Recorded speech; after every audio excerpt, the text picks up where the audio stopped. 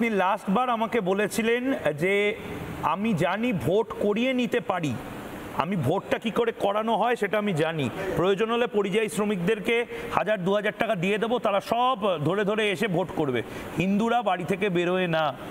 2026-এ আপনার দলে এই ভোট মেকানিজমটাকে আপনি কাজ করাবেন? মুসলিমদের যারা বিভিন্ন পরিযায়ী শ্রমিক হিসেবে কাজ করছে তাদের ফিরিয়ে আনতে পারবেন? আমার মুখে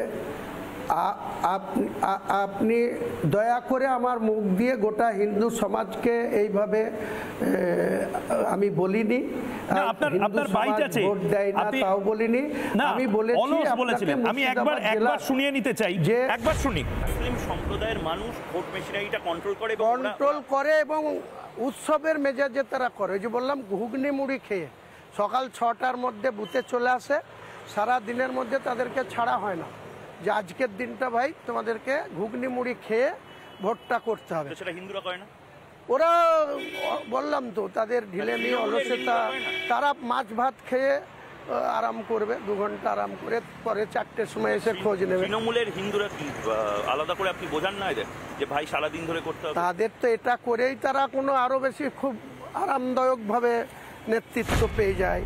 ধরুন একটা বুথ, সেই বুথে 1000 ভোট, 1000ই মুসলিম ভোট, সেই 1000 ভোটের পোলের আপনি রেজাল্ট শিটে কত পোল হয়েছে সেই পোলের হিসেবটা আপনি পেয়ে যাবেন। তাহলে সেই পোলের দেখুন 80 থেকে 90 অবধি পোল মুসলিম বুথে। এটা বাইরে থেকেও আসে, গুজরাট বাইরে ফাইরে কোথাও নেই, সব তো এখানে থাকে। পরিযায়ী শ্রমিকদেরকে আপনি পরিযায়ী শ্রমিকদের আগে থেকে বলে দেওয়া থাকে যেদিন ভোট আছে আসতে হবে। প্রতিষ্ঠান থেকে বলে দেয়? না না না, আমরা ব্যক্তিগত রিলেশন বলি। এবং তারা শোনে? হ্যাঁ নিশ্চয়ই শোনে, 90% শোনে। 100 জন থাকলে 90 জন আসে, 10 জন হয়তো তার কোনো কারণে। 90 জনকে আপনি মেসেজটা পাঠিয়ে, তাই এবার ধরুন বললো আমার এত টাকা খরচা করে আমি একটা ভোট দিতে যাবো কেন? সবাই বলে না, কিছু কিছু লোক বলে যে আমার পয়সার অসুবিধা, আমি এই এলাম 10 দিন আগে এলাম কি 1 মাস আগে এসছি, এখন যাব না। বলে ভাই তুমি 1000 টাকা তোমার অ্যাকাউন্টে পাঠিয়ে দিচ্ছি, তুমি সেটাও করে দেন? করে দিচ্ছি। হ্যাঁ না, বাইটাতে কি বলেছি আবার বলছি, রিপিট করছি। হ্যাঁ সে শোনাবেন, আমি আপনাকে বলতে, তারপরে আপনি সারাদিন শোনাবেন, কাল শোনাবেন। আমি যেটা আপনাকে বলেছিলাম বিধানসভার সামনে, ইডেনের ওই গেটের সামনে, সেটা হচ্ছে যে আমরা যারা মুসলিম বুথ 1000 মুসলিম ভোটার, তারা ভোট দিতে ভোটের দিনে ঘুগনি মুড়ি খেয়ে তারা 800 ভোট 850 ভোট পোল করায়। আর যেখানে 1000 হিন্দু বুথ সেখানে 700-র বেশি পোল হয় না, তারা অলসতা করে, ঢিলামি করে। মুসলমান ভাইরা যেভাবে ভোটটা পোল করায় চিড়ে মুড়ি খেয়ে, ঘুগনি মুড়ি খেয়ে, আর হিন্দু ভাইদের কিছু কর্মী আছে, নেতা আছে, তারা সকালে একবার 7টায় আসে, আবার 10টার সময় টিফিন খাওয়ার নামে বাড়ি যায়, আবার 2 ঘন্টা থাকে, দুপুরে আবার লাঞ্চ করার নামে বাড়ি যায়, দিয়ে লাস্ট ভোটের বাক্স যখন সিল হয়, ইভিএম মেশিন যখন সিল হয়, তখন এসে একবার মুখ দেখায়। এটা বলেছি, আজও বলছি, আপনি ভেরিফাই করে নেবেন যে মুর্শিদাবাদ জেলায় যেসব হিন্দু অধ্যুষিত বুথ আছে তাদের ভোটের পার্সেন্টেজ অফ পোল কত আছে, এখনও জেলা শাসকদের কাছে সেই সব রেজাল্ট শিট আছে, জেনে নেবেন। আর আমি যেটা বলছি সেটা যে সঠিক, সেটা মুসলমান বুথের পার্সেন্টেজ 80, 82, 85, 88 পর্যন্ত পোল হয়, সেটা দেখে নেবেন। আমি কোনো মিথ্যা কথা বলি না, আমি কোনো বাড়ি বলি না, কারো কোনো সম্প্রদায়কে আমি কোনো মাপেই এইভাবে। অধীর চৌধুরীকে কি আপনার দলে স্বাগত জানাবেন? কি বলছেন? হুমায়ুন কবির, অধীর চৌধুরী, দুজন পাশাপাশি দাঁড়িয়ে আছে নতুন দল নিয়ে। অধীর চৌধুরীকে?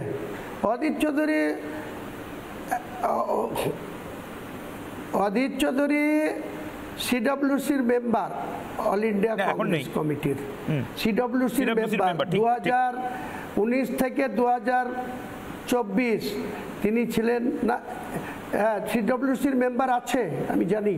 এবং ওনার যিনি মিসেস আছে বর্তমান, অতসী চ্যাটার্জি, উনিও এআইসিসির সদস্য কংগ্রেস দলের, ওই মুর্শিদাবাদ থেকেই। উনি সিডব্লিউসির মেম্বার, আর ওনার মিসেস অতসী চ্যাটার্জি ও এআইসিসির মেম্বার। আর বাকি তিনি একটা ন্যাশনাল দল, এত বছরের দল, 1885 খ্রিস্টাব্দে কংগ্রেস দলের জন্ম হয়েছিল, সেই দলের উনি সিডব্লিউসির মেম্বার। তিনাকে আমি কেন ডাকতে যাব, বা তিনি বা কেন আমার ডাকে সাড়া দিয়ে আসবেন? তিনি তেনার জায়গায় থাকুন, আমি আমার জায়গায় আছি। বুঝতে পেরেছেন? বুঝতে পেরেছি। অর্থাৎ 2026 ইন্টারেস্টিং হতে চলেছে হুমায়ুন দা। মুসলিম সম্প্রদায়ের মানুষ, আমি এখনো বুঝছি না কেন তৃণমূলকে ছেড়ে মুসলিম সম্প্রদায়ের মানুষ কেন আইএসএফকে ছেড়ে হুমায়ুন কবিরের দিকে ঝাঁপিয়ে পড়বে। আমি এটা শুধু বুঝতে পারছি না, এইটুকু লাস্ট একবার জিজ্ঞেস করছি। আপনি অপেক্ষা করুন, 2026 আসতে দিন। ইলেকশন কমিশন অফ ইন্ডিয়া তাদের ইলেকশনের ক দফায় ইলেকশন হবে, কোথা থেকে শুরু হবে, জঙ্গলমহল থেকে শুরু হবে না কুচবিহার থেকে শুরু হবে, কোন ফেজে মুর্শিদাবাদের ভোট হবে, যেদিন ইলেকশন কমিটির মানে কমিশনার ইলেকশনের শিডিউল বা বিজ্ঞপ্তি জারি করবে, তার অন্ততপক্ষে অনেক আগে থেকে আপনাকে, আপনার কোনো চিন্তা নেই, আপনার চ্যানেলকে আমি ওপেন করে দেব যে আমার দলের সঙ্গে কারা কারা যুক্ত থাকছে বা আমি কাদের কাদের সঙ্গে যুক্ত থাকছি। এটা কোনো লুকুছাপার ব্যাপার নাই, ওপেন টু ওয়াল।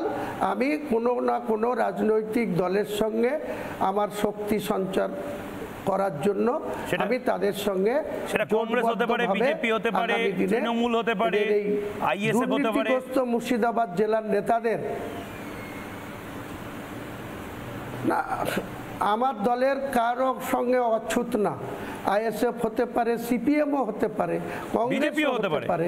তারা যদি রাজি থাকে, আমার যে নতুন দল, যে দলের আমি চেয়ারম্যান, সেই দল থেকে ওপেন আমি ডাকবো। হ্যাঁ, ওপেন আমি তাদেরকে সিট শেয়ারিংয়ের জন্য যোগ দেওয়ার জন্য বলবো। যদি তারা রাজি থাকে হবে, না হলে আমি একাই লড়বো, তাতে কি আছে। নানা ধরনের কন্টেন্ট দেখার জন্য লাইক করুন, শেয়ার করুন আমাদের ফেসবুক পেজ, সাবস্ক্রাইব করুন আমাদের ইউটিউব চ্যানেল। পাশাপাশি অন্যান্য ব্রেকিং নিউজের জন্য অবশ্যই চোখ রাখুন রিপাবলিক বাংলায়।